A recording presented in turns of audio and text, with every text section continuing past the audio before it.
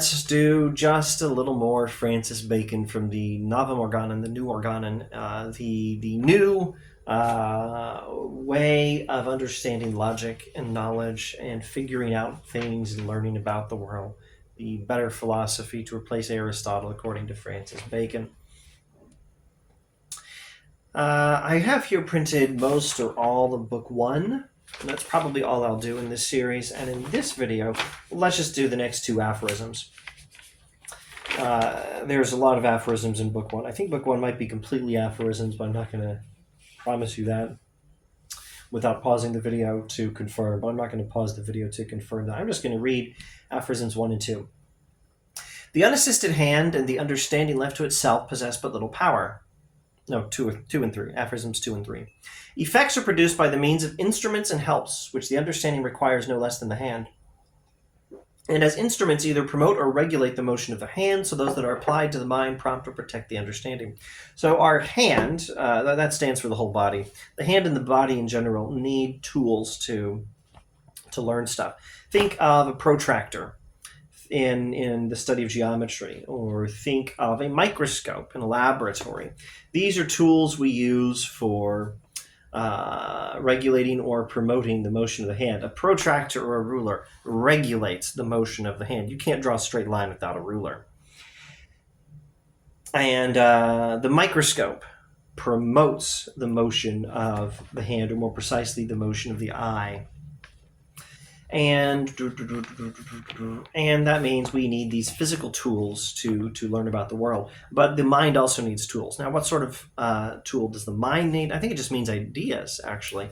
The mind needs the right sort of ideas as its tools. I think we'll find that confirmed as we go through the text, but you can wait and see if you have doubts.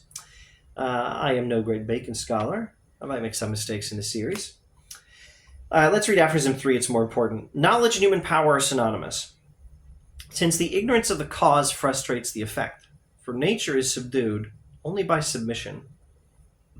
And that which in contemplative philosophy corresponds with the cause in practical science becomes the rule. All right, let's get some simple things out of the way. First, nature must be conquered. We must conquer the world. Nature is only subdued by submission. Bacon wants us to subdue the world and make it submit to human will. Next, let's actually not sort out that last clause, that which in contemplative philosophy corresponds with the cause and practical science becomes the rule. Let's zoom in on the other stuff, which I think is more important and at any rate easier for me to think through and to explain. Although it's possible I'm letting you down here. It's possible that I need to parse the whole dang sentence. Knowledge and human power are synonymous, since the ignorance of the cause frustrates the effect. All right. Now, you've heard the idea that knowledge is power. Probably the idea we have of knowledge is power means something like if you get a better education, you can make more money, you can have a nicer life than your parents or your grandparents. Knowledge is power means a little knowledge is the power to make your life a little better.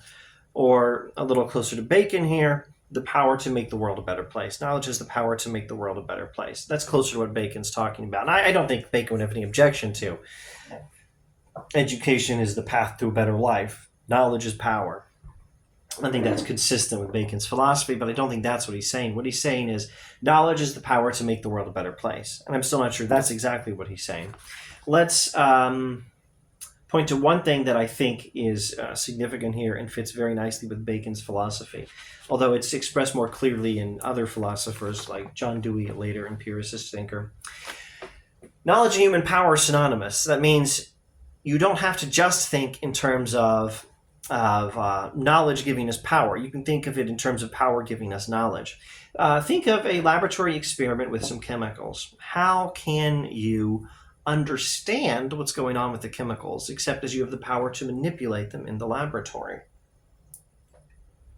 Even with something simple like a pen, you don't understand what it is, what it does, except by the power to do stuff with it. The power to manipulate it is the power to understand it. The power to manipulate is the power to understand. Manipulate might have a negative connotation. That is, I think, a bit of a distraction here, and I can't find what is the right alternative term. The power to modify. Maybe that's what I want. The power to modify is the power to understand. And you can't understand without the ability to modify. I think that's very, very Baconian. But his emphasis here seems to be mainly going the other direction, not from power to knowledge, but from knowledge to power. Knowledge and human power are synonymous, since the ignorance of the cause frustrates the effect. There, that's the key clause. The ignorance of the cause frustrates the effect. That means if you want to have some effect in the world, you have to understand the cause. So if you want to do something useful, like stop polio, you need to understand the cause, like viruses, blah, blah, etc. And then you can create the tool that will achieve the desired effect. Knowledge of the cause is what gives us the power to bring about the effect. Or if we're talking about bad effects, knowledge of the cause is what gives us the power to stop the bad effects. That's what Bacon is saying about knowledge and power. And that's all for now. Thanks for watching.